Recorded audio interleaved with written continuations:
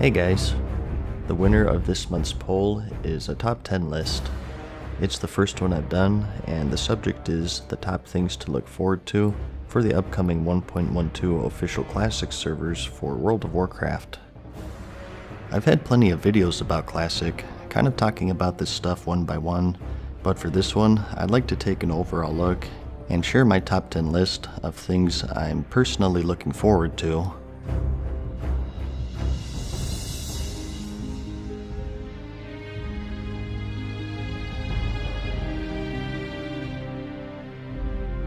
Starting with number 10, first up we have the general RPG elements.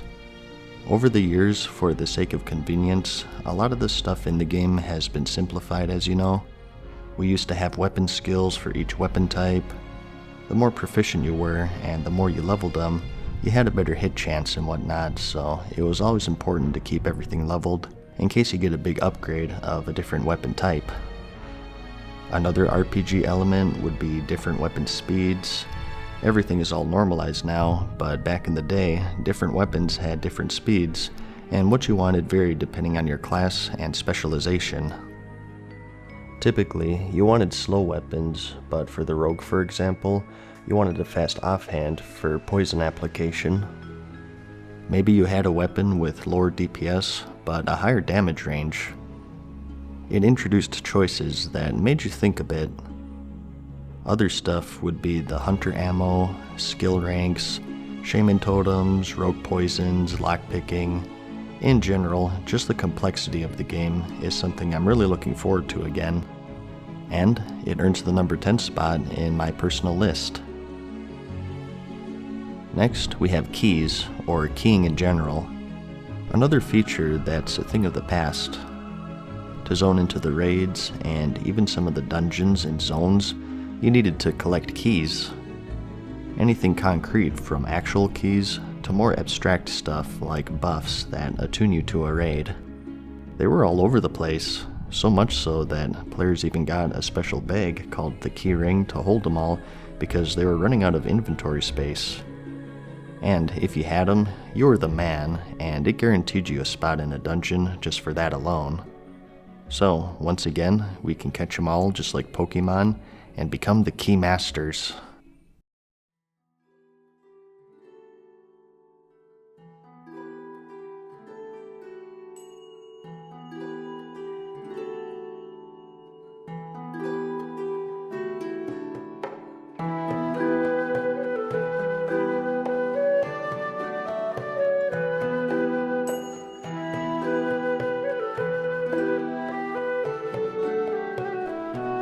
In 2010, we of course got the Cataclysm expansion, and in its pre-patch came the Sundering, where the world of Azeroth was changed forever.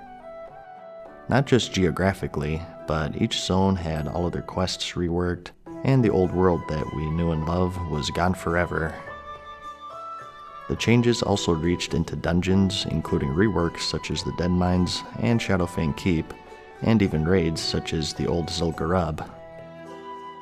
This was also when they added flying in the old world as well, so it was probably the most volatile change to have ever happened with the game over the course of a single patch. Traveling was much more difficult in general, as you would imagine, but more importantly, the world felt much larger if you weren't able to simply fly over everything. This was back when Night Elves had that dreaded gauntlet through the wetlands to reach Ironforge. Fewer flight paths, only boats and zeppelins to travel between the continents. Mages were in high demand, that's for sure. It's like loading up an old RPG. Even if it has flaws, it's an experience that's timeless, and many of us look forward to revisiting the old Azeroth that left us 8 years ago.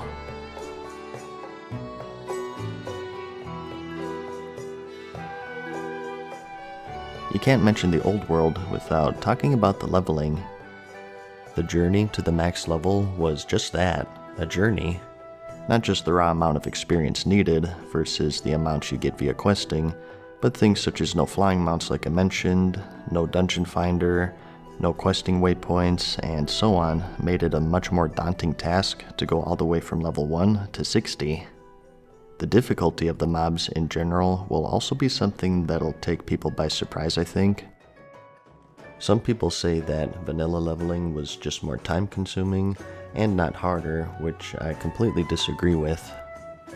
Every quest in the game is now soloable, but back then you had things such as elite quests that required a full party to complete, and even some of the non-elite quests were rough for certain classes. This was back when pulling more than one enemy as a low-level warrior meant certain death. Combine all of this with the need to eat and drink after every other fight, the no flying or dungeon finder like I mentioned, these dungeons being guarded with elite enemies so you had to go through the entrance together, mounts being obtainable at level 40 and 60 instead of 20 and 40, and being insanely expensive in general. Having to actually read quests to find out where to go, the elite quests, having to train skills, thus having no gold, and I can go on and on. It was a journey and quite the accomplishment, and ults in general were much more rare because of the extreme amount of time required.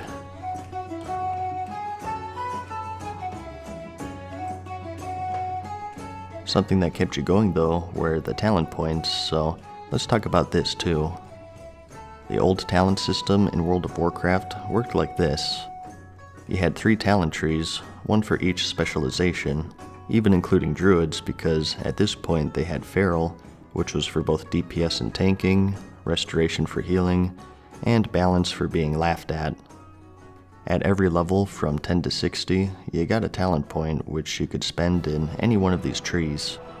Fire mages were just people who had most of their points in the fire spec. They still had frostbolt, arcane missiles, and whatnot, but their fire spells were the most powerful. And some people opted for hybrid specs as well, so they were a little skilled at everything. Not the most powerful for sure, and you didn't see it a lot at max level, but the choice was there.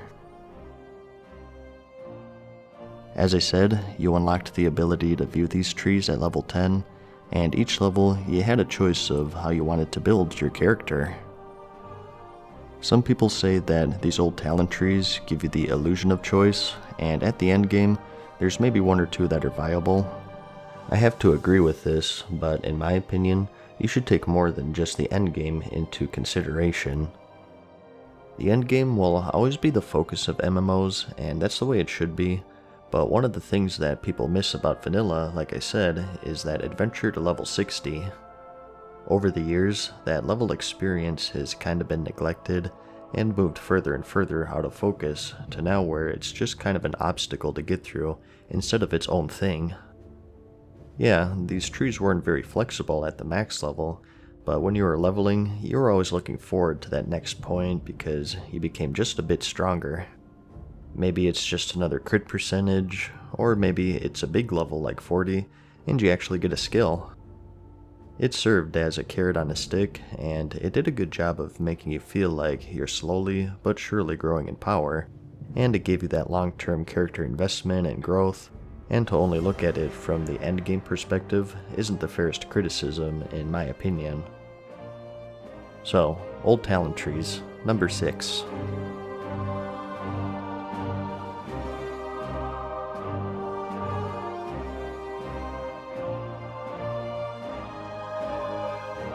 Coming in at number 5, we have the old skill system. Once again, kind of going hand in hand with the talent system here, over the years, the skills in the game have also been pretty simplified. Today, with the exception of 1 or 2 spells, arcane mages have all arcane spells, only frost mages have the frost spells, and so on. It's what I mentioned earlier with the talent system. However, in vanilla, everyone had everything, and what you were good at just depended on where you put your talents. Today, action bars look like this, but in Classic, it was more like this. Many more spells to play around with. Some of them are as critical as they are now, and others are dumb little things that you can just mess around with for the sake of fun.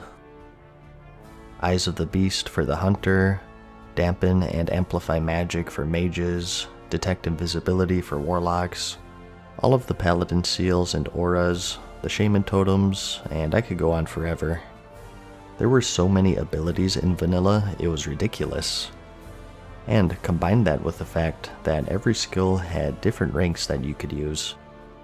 This is one of those RPG elements I mentioned earlier, but as you powered up these spells and learned these new ranks, you still kept the older ones. What's the point of that, you may ask? Well, it depended on your class. If you were a mage, you would always want that lower rank Frostbolt on your bar because it had a faster cast time. It still had the same speed slow, so it was handy for kiting enemies more easily. Healers, I believe, used lower rank healing spells to save on mana, so it's stuff like that. I'm sure there are more examples that I'm not thinking of too. You trained these skills every even level, if I remember correctly.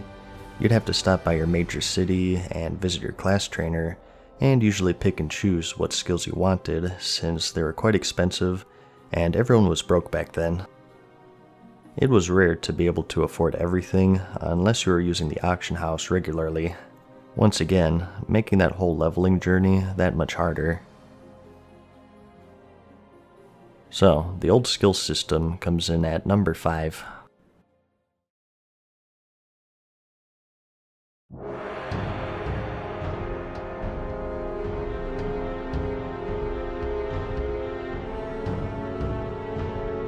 PvP in vanilla was also pretty unique. Since we're getting patch 1.12, the state of PvP will be 3 battlegrounds, which is the Warsong Gulch, the Arathi Basin, and Eltric Valley. The old Eltric Valley, by the way, with all of the NPCs and the summoning and whatnot, which will be awesome. But outside of that, we also of course have World PvP, which should be alive and well, I'm hoping. Remember, no flying, so those old battles at Tyrren Mill and South Shore may see a return, or even just skirmishes outside of the big raids. The Blackrock Mountain, I know, was rough on PvP servers, and that's not even getting into the bloodbath known as Stranglethorn Vale. Ever since the Burning Crusade and Wrath, where we started sharing major cities, the Horde vs. Alliance theme has sort of died down. Back then, seeing the opposite faction was far more rare, so when you did, it was on. Keep in mind that this is coming from someone who mainly played a rogue back then, but as for the actual PvP itself, it was much more bursty for sure. If you had the right setup and gear and cooldowns, you could absolutely destroy people. Here's the most extreme it can be with the shaman named Unbreakable, who had the Sulphurous legendary. It was also much more niche, if I recall. Nowadays, everyone has everything. Everyone has a sprint, a crowd control breaker, shield wall, or whatever.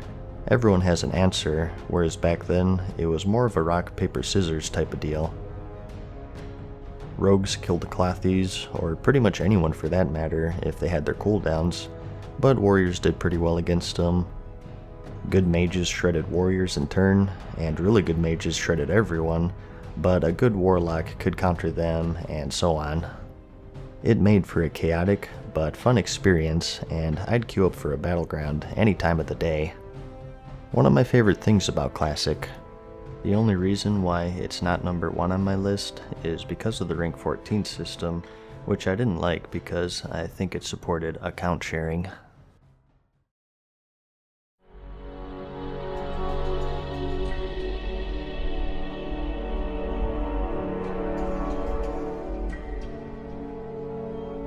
There's nothing quite like vanilla raiding. Ginormous raids, the endless buffing, the weird loot, DKP.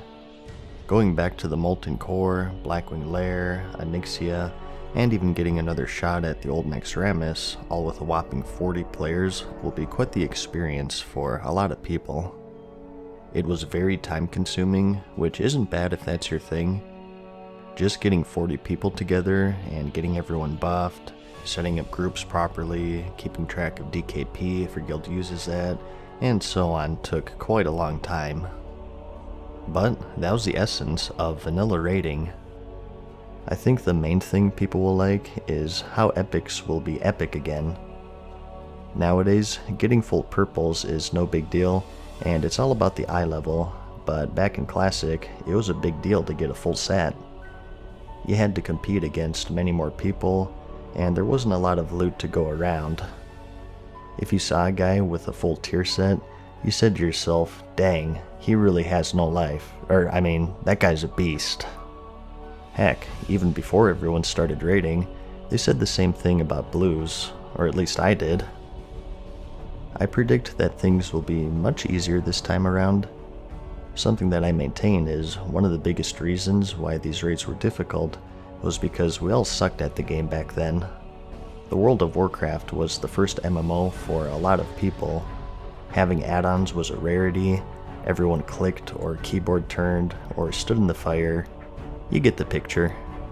I think that now, 15 years later, or whenever they finally release it, players will have a much easier time overall, and personally, I'm curious to see how Naxxramas will work now that people truly get their second shot at it, or how many people know how to do the Onyxia attunement so they can actually enter her lair.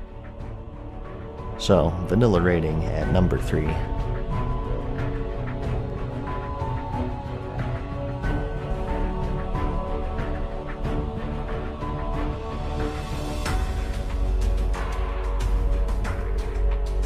Speaking of Onyxia attunement, this was quite the enormous quest chain back in the day. Solo, group, and raid quests spanning both continents. It was pretty epic, and that leads me to number 2 on our list, and those are the epic quest chains. That's another thing I miss with the game.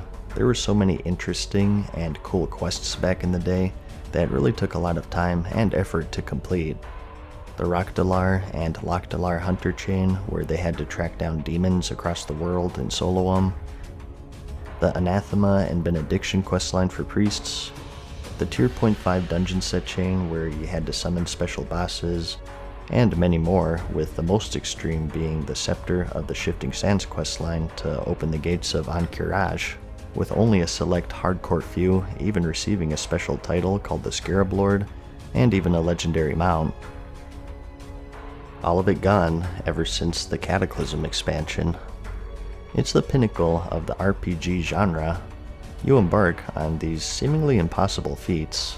They require a lot of time, energy, friends, gold, and maybe even a bit of luck. But when you completed them after weeks or months of grinding them out, it was quite the accomplishment. Story-wise, the quests in the current game are far better in my opinion, but I miss the scale and difficulty of these old chains. In Classic, I think the quests themselves were a bit more epic, like climb to the top of a volcano to forge a skeleton key that grants you access to this dungeon, or gather 3 different color shards, each matching a dragonflight, and only awarded at the end of a super long quest chain that records solo, party, and raid content, both indoors and outdoors. Hey, when a quest takes 40 minutes to explain fully, you know that it's quite the adventure. So, epic quest chains, number 2 for me.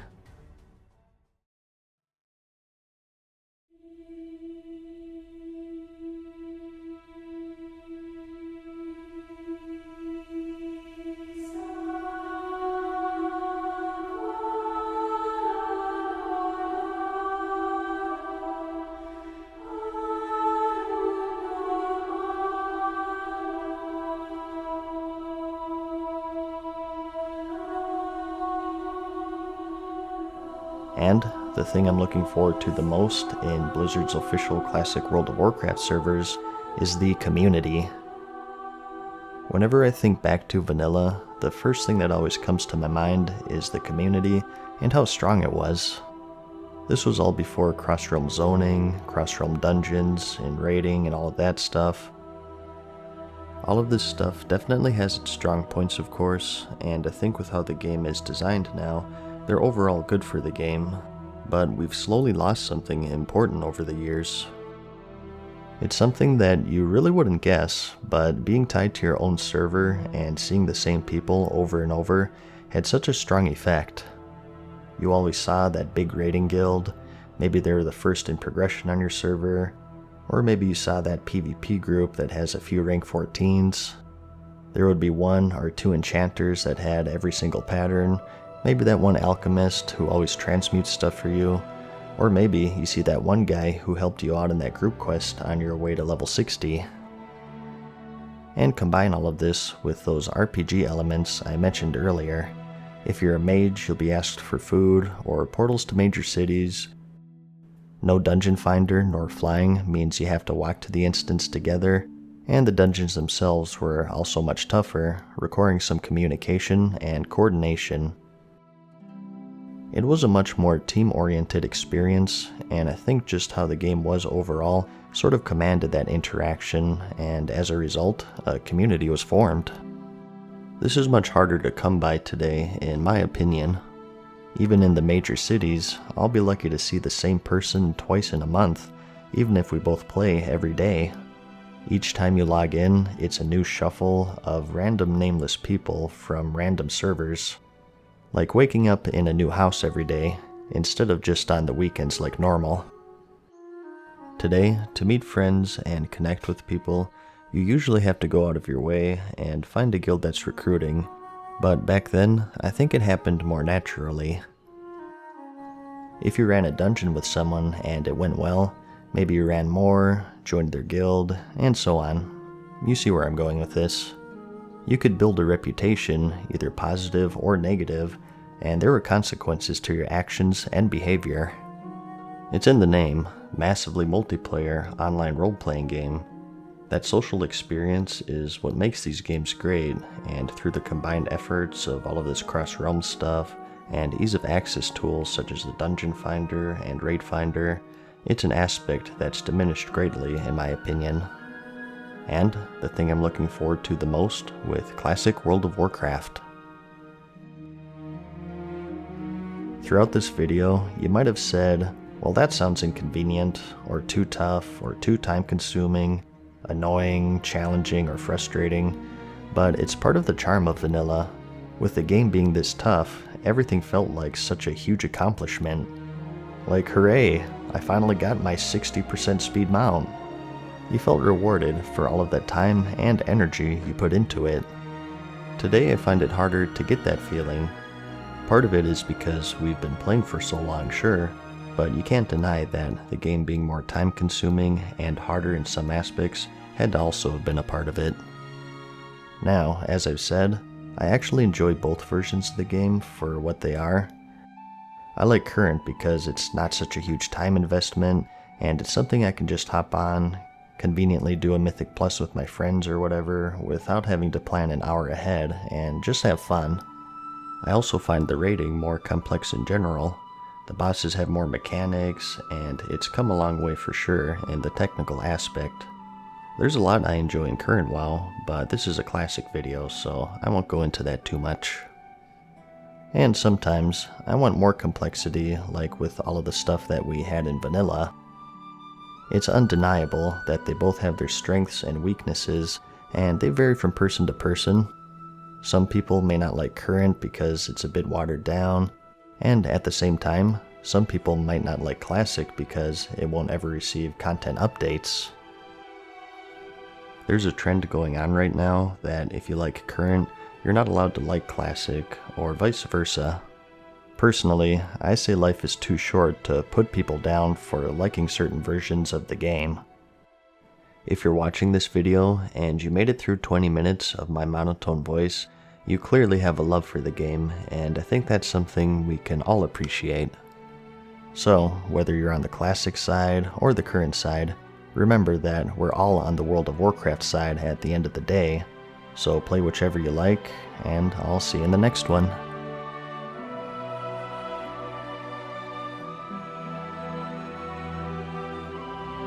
Farewell for now, mortals. We hope you enjoyed today's video. See you again soon.